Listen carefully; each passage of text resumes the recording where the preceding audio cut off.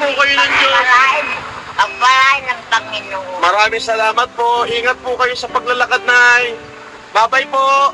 God bless you po.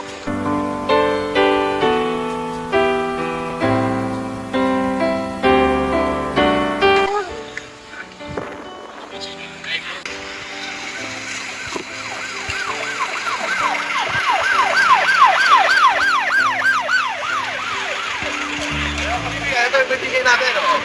May bigas pa. Sino na naman ito? Paano yung kasama nyo doon sa loob?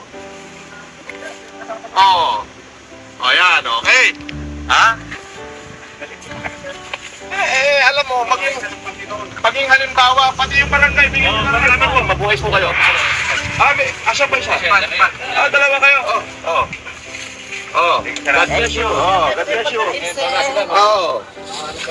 God bless. God bless. God bless. Tayo nakaw. Ay, ba't kayo mag-iingat at meron tayong pilot?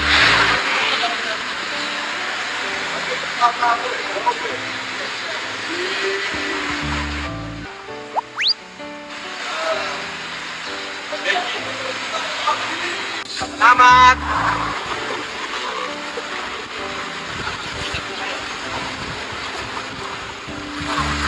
God bless. Yung sa security, bigyan na rin natin. Ilan po kayo? Dito! Ang bago yung mga asa. Ate dito. Nasa bahay po. Ay, nasa bahay. Tingin ako, Batar.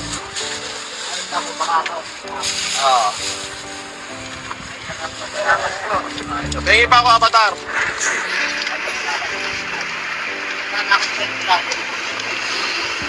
Okay. Tingin pa ako isang pagkain. Ilan yung anak nyo? 5. So, para sa mga anak nyo yan. Ilan yan? 1, 2, 3, 4, 5. Ayan. Ayan. Tingin pa ako, Batar. Ano nangyayari sa atin? Hindi ho kaya ng gobyerno. Meron ho tayong epidemyang napakalaki. Ito ho ay pandemic. Kung saan ho lahat walang business ang government, there is no investor, stock market are down. Ang higit sa lahat, logistic ho yung kailangan na.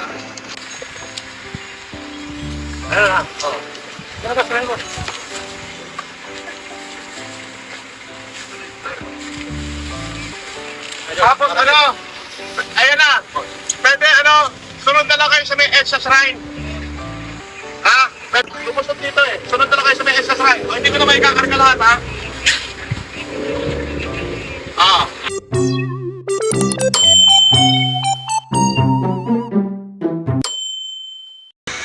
Idol ko dyan TV.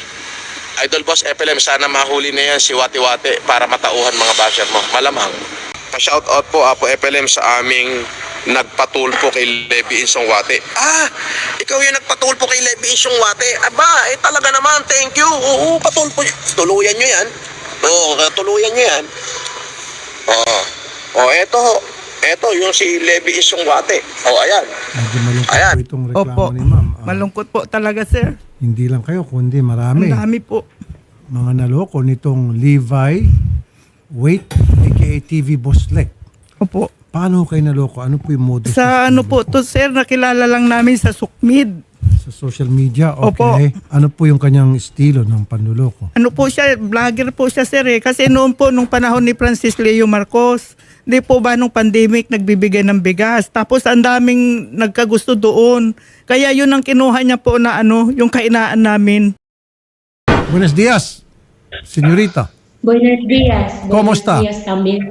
¿Cómo está allí? Aquí está bien, pero sa mga nangyayari sa Rappi, ito, stress na stress talaga kami sa Rappi kasi 4 na taon namin tong naghihirap kami sa Rappi dahil kinuha niya yung load namin na 4 na taon. Permiro dyan sa channel niya, naging host ako dyan po, Tapos maraming mga pangyayari po. Una niyan, humanitarian po. Ginamit po nila yung FLM. Kasi nung nakulong si FLM, nag-vlog sila dyan, sir, na yung nakulong daw is Kawanis. Tapos ang hawak daw nila yung totoong FLM. Kaya doon sila nagsimula. Mismong si Senator Rapi Tulfo na ho nagsabi, ito ho ay talagang walang iya ito. Ginamit nito yung pangalan ko para mabudol yung mga supporter ko. Hayop ho yan. Abay, nung nakakulong ako, ang nakakulong daw ay Kawangis at yung daw totoong FLM ay nandun daw sa kanya at nagkakape. Ay hindi, ulitin ko, hindi ko ho kilala itong hayop na hindorotot na to, hindi ko ho ito kilala ng personal. Hindi ko ito kilala tong hayop na ito. O, dorobo ho ito, mag-iingat po kayo nila eh. Sila ho yun nangi-scam. Kaya mag-iingat po kayo. Kasi pinagkakakitaan yung pambubudol sa pangalan ko. Tarantado kami ng minuto.